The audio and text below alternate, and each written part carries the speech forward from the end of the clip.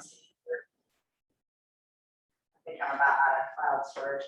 All right, hey Myrtle Beach, hope you guys are well. Thanks for being here. Is that Tim?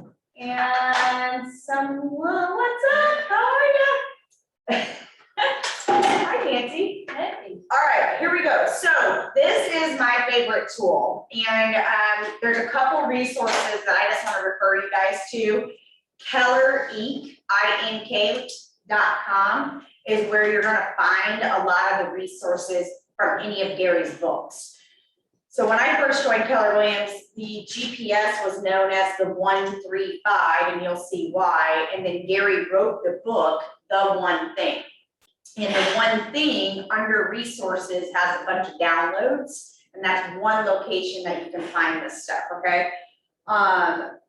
Roland's coming in. What's up, Tiffany? So if you'll think about the Pareto principle, and if you were in bold yesterday, we talked about this, but I'm just gonna hit on it for a second. 20% of what we do gives us 80% of our results, okay? Much like the wealth in the country, 20% or 80% of the wealth is with 20% of our population. Our clothes in our closets, we wear about 20% of the same thing. We eat about 20% of the same foods. Like this is a law, like gravity, okay? For a mega agent, your 20% is lead generate, lead follow up, go on appointments, negotiate contracts, and script and role play or train. So therefore, for the admins in the room, you guys get the 80%, right? Because that doesn't require a real estate license. You got to take everything off of that mega agent and you do the rest. So your 20% as an admin is their 80, okay? One resource where I directed you under the MREA book is what's called the 192 tasks of a mega agent. So Dharma gets his real estate license tomorrow and he's a single agent. He's got 192 pieces of responsibility. He may or may not deliver on all of those, but we know that those are identified tasks for a mega agent. As you go to build a team or not, or join a team, there are certain things that you're going to give away. Level 1 is one admin. They take off all those tasks minus the chart shows you. It's basically a job description. The chart will show you what you own. So I say all this because what we want is at the end of the day, it's not on your calendar, it doesn't exist. But we first must start with the plan or the goal. And a lot of people skip over this part. So much like the Pareto effect, what we're doing is we're taking the elephant and we're going to eat it one bite at a time. And we're just using these tools to do that. Does that make sense? So the goal setting to the now is where we begin. Where do we want to be someday? Okay, so this is that someday question. Yesterday in bold, we did this exercise. But based on where we want to be someday, what needs to happen in the next 5 years to get to that? Okay, so hypothetically, I want to help 350 families, which would cause me to be a millionaire real estate agent. Okay, so in the next 5 years, I need my business to be at about 200 transactions to be on pace for that someday goal. Does everybody get that? So all I'm doing is I'm benchmarking my way to the someday goal. And based on the 5 years, oops, I put that in the wrong spot. And based on the 5 years, if I want to be at 200 transactions, where do I want to be then in 3 years? So maybe I want to be at 100. I want to be at 100 transactions. And then within that means 1 year, I need to be building a business to get to 50, right? As an example. So from 1 year, what must I do this month, week, and then day? So all I've done is Pareto this down. Myrtle Beach, I know you can't see it. Hopefully you can hear me and it's making sense. So this is the goal setting to the now. Someday, 5 years, 3 years, 1 year, 1 month, 1 week, today. What must have to happen? So now we're gonna go, okay, well the GPS, The GPS is one goal for this year. Based on that one goal, what are the 3 priorities? Priority 1, priority 2, priority 3 for me to achieve that. Okay? So I said in 1 year, I wanted to be at 50 transactions. So what are the 3 things that I know I need to do in order to get me to 50 transactions? I'm going to use the 3 L's because that's really simple to do. I need to have enough leads, listings, and leverage, which if you're a single agent is tools, systems, people, technology. If you're building a team, it might be people, right? So now what are we got the G and the P, we're going into the S, strategies.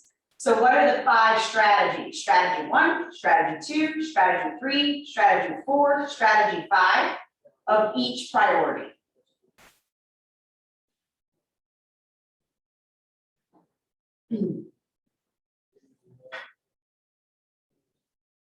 So what am I doing? What these are you've identified the big rocks, the 3 big rocks to get to 50 transactions. Leads, listings, leverage. So for me to close 50 sales, what do I need to do to drive enough leads to that business? So this and this is going to vary for wherever you are in your career.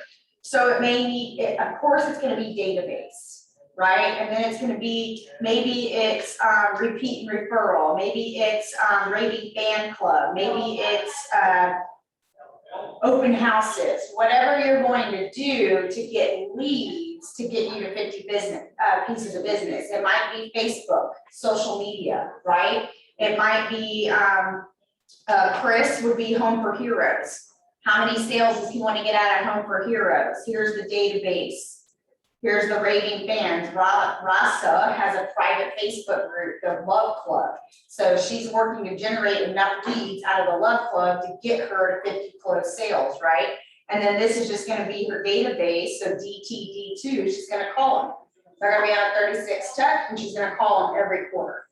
All right, does anyone have any questions so far on the GPS?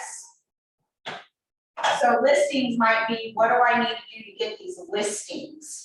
Right? So advertise my buyers. I'm going to DTD2 my database. I'm going to farm. I'm going to door knock. And I used to get listings out of open houses. So I'm going to say we're going to be open houses. This might be where for sale by owners go. This might be where expireds go. You're going to pick your 5 priorities of what you're going to do to get to the listing count you need to get. And what we know is if we have a 50 closed sale goal, 50% of our business should be listings.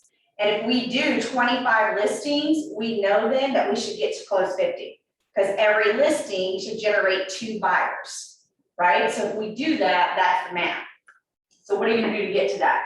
And then leverage might be your CRM, your app, TC services, our coach, productivity coach or maps coach, and then what's another tool? Oh, maybe CTE for finances, commitment to excellence. So these are your leverage components. If I were a team, I would have admin 1, admin 2, sales partner, coach, and transaction coordinator there. Does that make sense? So ask some questions on the GPS. Myrtle Beach, any questions?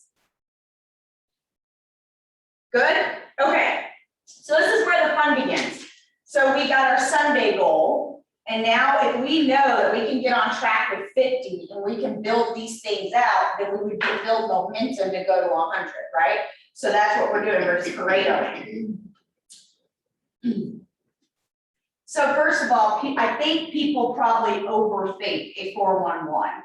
It's 1 year, 1 month, and 4 weeks.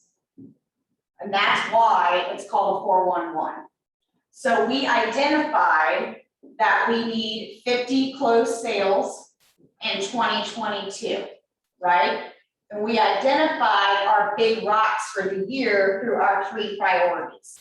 So these are going to be your annual goals that you want to achieve before December 2022.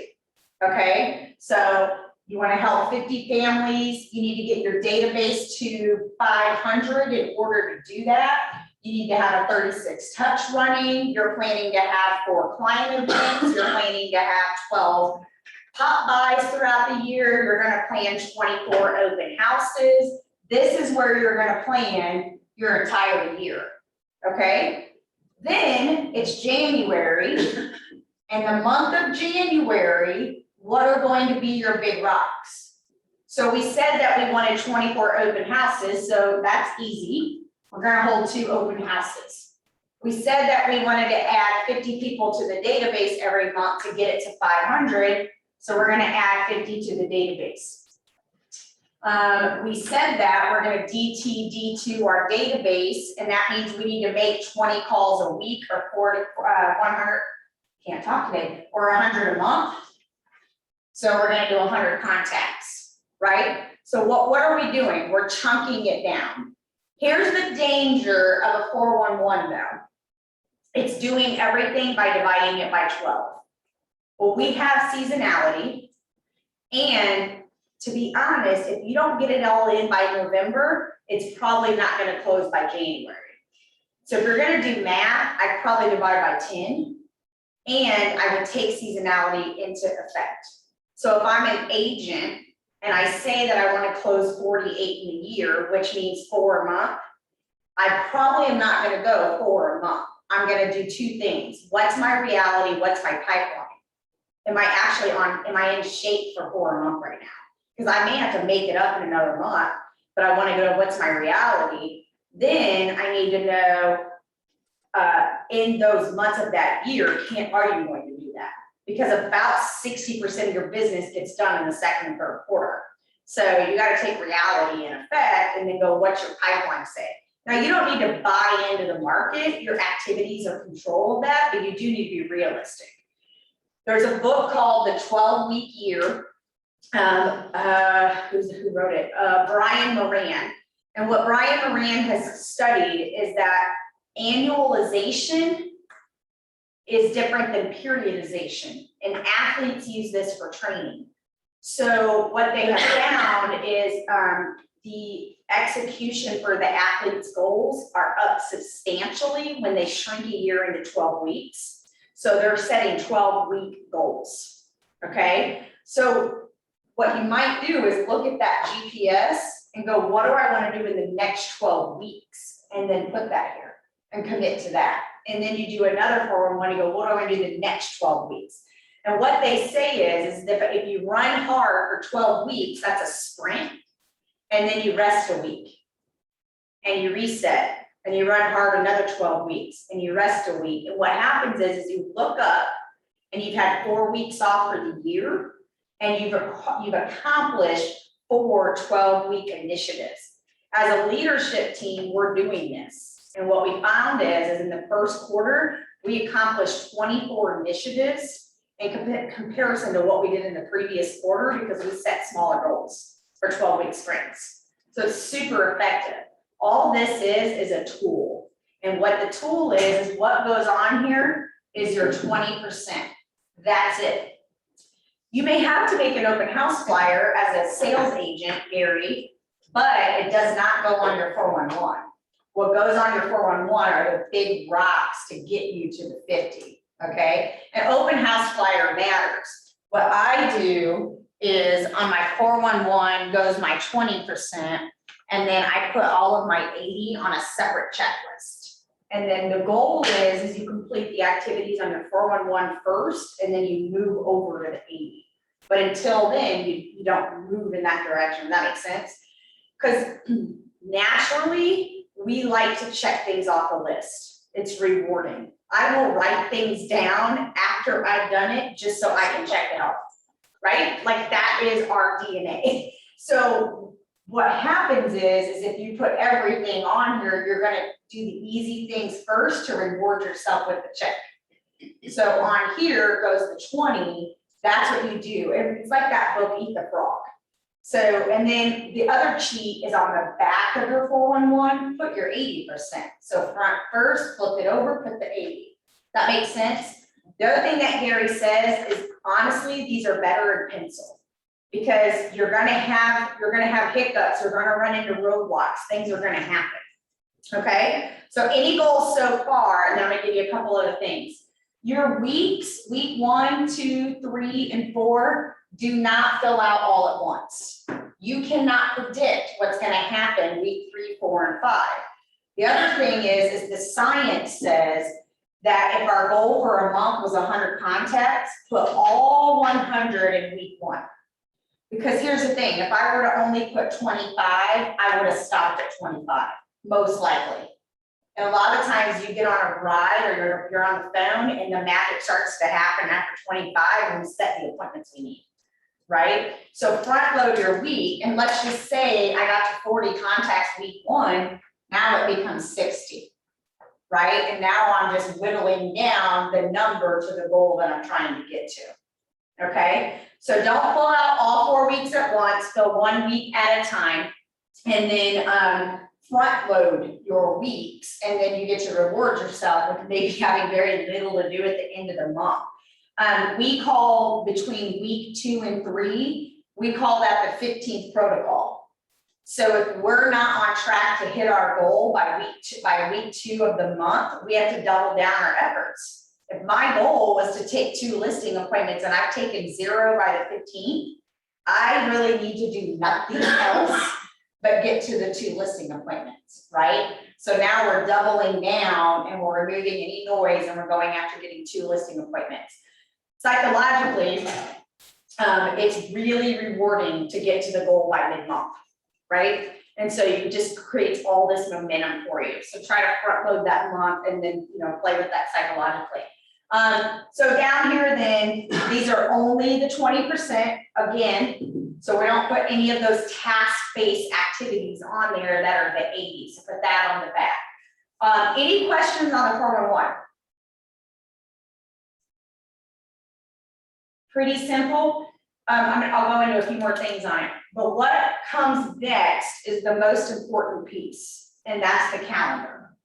So if it's not on the calendar, it's not, it doesn't exist, guys. So if you know that you want to do 2 open houses at the beginning of the month, calendar what 2 Sundays are you going to do the open house? And if you have admin support, they're really grateful for that, because then they can pre-plan and they can run the social media and they can do the work prior to Thursday before an open house, right? So it creates a win-win here because we're discussing all of this in advance. If you know that you've got a listing coming up, then calendar the activities that you need to do, right? So that you're getting prepared for it. I've had agents that would say, how many dinner tables do I want to sit at in a month? And then that was their goal. Like it was a non-negotiable. So many listings I need to take, and it's a vocabulary that they would choose to use that would cause them to win. From our perspective, there's a lot of things that you can't control. There's Keller Williams training, there's gold, there's events, there's family reunion, there's vacations you want to take. And by the way, all those should be done in advance. Calendar everything before, because those are things totally out of your control. And then business fits into the family instead of family fitting into business. What causes havoc in our lives is that we're putting it in the wrong order. And then anxiety goes way up because we're running around chasing 2 rabbits. So this gives you a lot of predictability. A few things that I coach the top 20 to do that is that is related to agents is the 30, the 60, the 90, and the plus. So I want to know if you want to close 4 a month, then you need no less than 4 people in that pipeline. 30 days, 60 days, 90 days, and plus. Now, what's the plus? That's anybody that's an investor or I'm nurturing you and I have no date from you. So somebody coming from Raleigh that's going to retire in 6 months, and when the right house pops, we're selling that bad boy, we're going to sit out here. So this one is going to be pretty flush. And then these, you got to figure out their timing. Mark Ramsey did a role play yesterday and said, when are you ready to list? And I said, after Labor Day. So he'd be putting me out in September, right? So he knows that I'm a lister coming in September. I had a buyer consult with you and you told me that I needed to be moved in by October 15th and you're gonna be going out here, right? So now we know, and then based on our gaps, this is what we're prospecting to. This is, we know we gotta put these we gotta fill this pipeline, because what it does is it removes the real estate roller coaster. What causes anxiety for agents is they don't know when the next paycheck is coming. So this causes you to qualify, ask questions, and get dates. That means your buyer presentations and your listing appointments need to ask that question. Mr. and Mrs. Seller, are you an A, B, or C buyer? Can I tell you what that means? Or when do you need to be moved by? Is it in 30 days, 60 days, 90 days, or 120? Awesome, love it. I'm gonna put you right here. And what it does for those of you working with buyers is it helps you prioritize who's getting all your time. Because it's killer when you got somebody who's 90 days out and they're driving you crazy and you're in the car and you're missing opportunity with other people because they're sucking the life out of you. So if you know they're 120 days out or more, you might give them an open house pass and go head out to some open houses and here's a pass. If you meet an agent and ask if you're working with a realtor, yes you are, my name is Lindsay, or her name is Lindsay, and here's my open house pass. And then you've got protection there, right? So that's one opportunity. So put your pipeline in your month and have your 30, 60, 90 there so you know exactly what you're looking at. The other thing is there are, any questions on that? So calendar it, calendar it, calendar it. What's the one thing that needs to be on agent's calendar every single day to start the day? Lead gen. Why do we say to do it before noon? Well, willpower, point break. So you will lose willpower as the day goes on, just like I will not go to the gym at 5 o'clock. Something else has come up or something better opportunity at Tiki Bar has called my name and I'm out and I skip the gym and I go home with my clean clothes. So in the morning, you got to do the same thing. There's a book called The 5 Dysfunctions of a Team, and there's the whirlwind. And the whirlwind is what you get caught up in as soon as the world hits you. And all of a sudden you're firefighting instead of fireproofing. So if you begin your day structured, you have total control, you're removing interruptions, and you know you can go play golf, go to the beach, go do whatever you want because you did your 20. So you get your 20% done before noon, and you have the most energy throughout the rest of your day because you accomplished that. All right, so those are best practices for that. The other thing is in the one thing, there are 7 key areas of our life. Let me see if I can spit them out. Spiritual, business, job, relationships, financial, and personal. 1, 2, 3, 4, 5, 6. Finance, job, what did I forget? Health. Is that what it was? Is that what you said? I think you're right. Okay. Thank you. So when you're doing your goal planning, when you're doing your 411s, these need to be on the 411 because if they're not, they don't get your attention. Okay. So the 411 does not need to be all business, and it shouldn't be. You should have your financial goals, spiritual goals, health goals.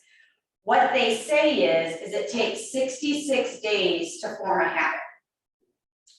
And there are 352 days in a year. So if you did if you divided that up, you could do 5 new habits a year.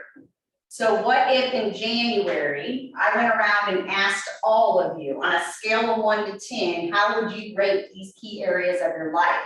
And you might say relationships, these are my friends and my family and people I want to spend time with. Right now it's a 6.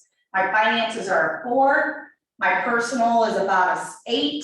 My health is a 7. My spiritual is a 3. My business is an 8. My job is a 4. So the question I always get asked is, what's the difference between a job and a business? Okay? We're CEOs. So the business is the financials, the profit, working on the business, not in the business. In the businesses, I'm opening doors, I'm lead generating, and I'm writing contracts. But as a business owner, what do I need to be doing? So planning, goal setting, accounting, bookkeeping, measuring profits, those are business responsibilities. And then job is I need to grow the database by this. I need to go on this many appointments, whatever that might be. For him and I in leadership, it's a little bit more challenging to divide the job and business. Him and I, and Tiffany a little bit too, but you have both, actually, you're easy. So what we might do is other income stream opportunities. So what are we doing to create other incomes outside of our lead source? Nancy, same thing for you. What's yielding you extra income outside of your salary? So it might be agent referrals to your rainmakers. So you might want to put that there because that's going to cause more profit to your life. Okay, does that make sense? Any questions on the job and business? Okay, so when you go to make your 411, you may say, based on this wheel, where do I want to focus first? What's the 1 or 2 focuses off the wheel that I can put in this month? And until I get to a 10 or a 9, whatever your acceptable number is, because I never give myself a 10, that's going to be my focus on my 411. So I might pick finance. So on my 411, I'm going to have a budget for my life. I'm going to have a monthly savings goal. I'm going to have a monthly earnings goal so that I can move this number to a 9. Does that make sense? So that's going to go on your 411. Now I wouldn't give myself a 7 or an 8. I'm not in the gym like I need to be, but let's say it was health. Then it was the number of times that I need to make the gym, or logging my food, or drinking this much water. Put it on your 411 so that you, number one, you have, we say God, family, and then business. So we got to live it. And it's an inward, outward thing, guys. The healthier we are inward, the healthier our business goes. And so we can't have the energy to run in this business. We can't have the home life we desire if the 411 doesn't exist with these things on it. All right, so these are the 7 key areas of our lives. And then the exercise is you rate yourself and you decide what you want on your 411 right out the gate. Okay, any questions on this? Better, so quiet. Makes sense. Yeah, so ultimately, we go from the goal setting to the now, to the GPS, to the 411, and then we put it on our calendar. Okay, and then we want to focus on those 7 key areas of our life and where it's showing up. I'll say this, I use the GPS to sell out gold, and I do 3 priorities and 5 strategies to get to 100 people. I use the GPS to go to #1 in market share. The GPS is a tool. You can use it for client events. You can use it for anything. It's a tool. So all it does is go, if I just did this, that would make an impact to give me the 80% of my results, and it just removes the rest of the noise. Back when I was in Champaign, we had a client event for a Super Bowl party. We wanted to get 200 people there. We built a GPS of what did we need to do to get to 200 people at our Super Bowl party. Done. And everybody divided and conquered, and they took ownership. For everybody in the room, it also, if you're building a GPS with a team, identify who owns it, right? Whose responsibility is it? What do you need to do so that when they go to do their 411, they know what goes on your 411. Questions, feedbacks, concerns, roadblocks, challenges for implementation. Yes. So everything that's on your 411 as far as the weeks go, that goes on your calendar, or you put it on your monthly and yearly on there too? It depends. Like if you have an event coming up in that month, go ahead and calendar that event. And then any projects that need accomplished before the event, you might put due dates, right? So if you've got to get invitations set out, or you need to get this video submitted, or whatever you need to do, calendar it. Okay. And then noise isn't going to get in the way. It's like setting a task. Open house, just take that category. That's what I'm going to, one of my Yep. use. So what would I put on my calendar? What Sundays you're gonna do it from 2 to 4, and then if you want to door knock around it, when are you gonna go door knock? Time block that door knock.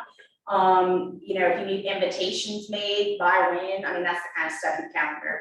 Yep, Because that's one of my roadblocks. Yep. My 411, I've been doing this for a long time, that's why I can't get more clarity, but it always turns into a to-do list. Yep.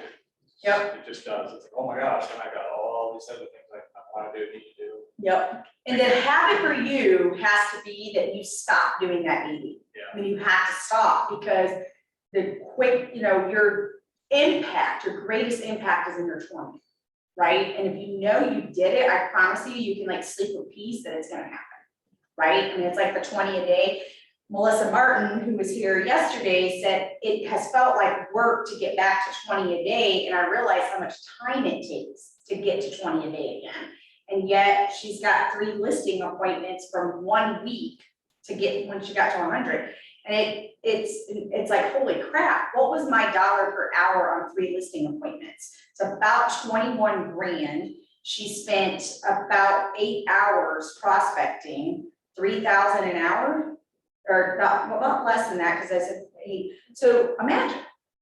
So wouldn't it be worth doing nothing else but that 20, because that's going to yield you that sort of a result, right? Other questions? Good ask, Gary. The other piece that's just critical is you got to give it to someone. It needs to be you have to be accountable. So accountable can feel uncomfortable because people, what if they fail? What if they don't get it done? What's that look like? But for me, how do I know what resources you need if I don't know your goal? How do I know how I can best support you? When our one-on-one is, every time I meet with any of our people, it's what's your roadblock? What's your challenge? What support do you need? What tool are you missing, right? What's a system that we can create because we keep repeating this? I mean, and that's the conversation, the dialogue that comes from the accountability that overall strengthens your system. So if I were a person that wanted to go to 350 sales and I'm here at 50, what do I need to build right now so that I can go to 350? Because we know it's the goal, right? So Gene Rivers does his GPS, and every single time Gene does systems, tools, and people. And so under systems, it's the lead gen system, it's the seller system, it's the buyer system, it's the finance system, and it's the people system. So if all of you have a desire to go sell 100 homes, you know that this is the order in which you do it, and these are the strategies that must exist, and then you go do that. Then after you do that, you move on to the tools. That was your CRM and such. And then you move on to the people, because now you've built it and you can hire so that people can plug in and go buy and sell real estate. Got it? So, and we have GPS, Gene Rivers GPS video that he goes pretty in depth on. So we'll post that and get it out to everybody. So, but that's what you gotta be thinking is scalability, growth. If you know you want to help 350 families, what does your systems need to look like? Build it to the later. You know, that's the goal setting to the now. Why I love KW Command and opportunities and the checklist are it creates repeat service for everybody you do business with because it's all documented. And the definition of customer services is that the experience is repeated for everybody who does business with you. Where agents get in trouble is they don't do that. And then they don't get repeat, and they don't get referral, and they don't have raving fans, and they don't get the testimonials they desire. So if you don't have a system for it, that's what's gonna happen, okay? And then the other thing is E2P, and that's one of my favorite 6 personal perspectives. So E is our natural behavioral self. Don has a very, very clear behavioral profile, right? That's his entrepreneurial self. Everything else doesn't come naturally to him. So he's either gonna leverage it, don't do it, or he's gonna adapt and learn to do it, and he's gonna wait till he can hire somebody. So E is all the things that we know will get us to X, and that becomes our ceiling. And if we stay there, which I see many agents in the MLS, you know, let's pick the number 20 agent, I could bet you that I could look back over the course of the 10 years and their business has been about this. They just keep repeating the same closed sales. This is their production. They're okay with it. They got money in the bank. However, what they're missing is they could go to P, and this is purposeful. So we say, this is us acting by default. This is our self. But if we go to purposeful, now it becomes by design. We have a very clear goal of where we want to go and what are the activities and habits we must do to break through it. Well, the way to break through is systems, tools, models, training, and a coach. So every time we hit a ceiling, maybe we're at 50 units and we can't get through 100. What we know is we're missing a person probably, we're missing a tool, we're missing a system, or we're missing a model. And you're gonna hit another ceiling, and then you go, okay, what are we missing right now? What do we need to go build, or what do we need to go do? Then you go to another one. So I've watched people quadruple and triple and double and do that over the course of the years of their business because they constantly go in and they evaluate that conversation. What am I missing? And it's sometimes it's all of them. Oftentimes it's a higher. You know, Gary says we're usually between where we want to be and where we want to go is usually a who. So we find that higher and then we break through again. So obviously I love this tool, super passionate about it. We read the 12-week year. We tried using the 12-week year spreadsheet as a team. And it just, I love the 12-week year mindset. I don't love the 12-week year spreadsheet. So we just have recently flipped back to the 411. I gave it a try and we're back. So it's something that's really easy. It should go where you go, do it in pencil, do 1 week at a time, have somebody to deliver it to and hold you accountable. If you're a single agent with no admin, you're not productivity coaching, give it to your team leader. If you're a single agent, maybe you have a peer that you're going to share it with. If you're not a single agent, you need to give it to the person that you're reporting to or your rainmaker on your team. If you're an admin, obviously the rainmaker. This one is the one that was in bold yesterday, and this one is the one that Dharma brought, and that one has job, business, financial, and personal on it. So I like this one much better than this one because it leaves off some of the key areas. But a lot of people get really hung up on the job and the business difference. But just look at it. Katie, you do a lot in tech, theater. So it just is, it's that other, you know what I mean? If you're not the core owner of that business. For Chris, it would be all the CEO responsibilities. And then for job, it'd be his real estate duties, right? Yeah. Does that make sense?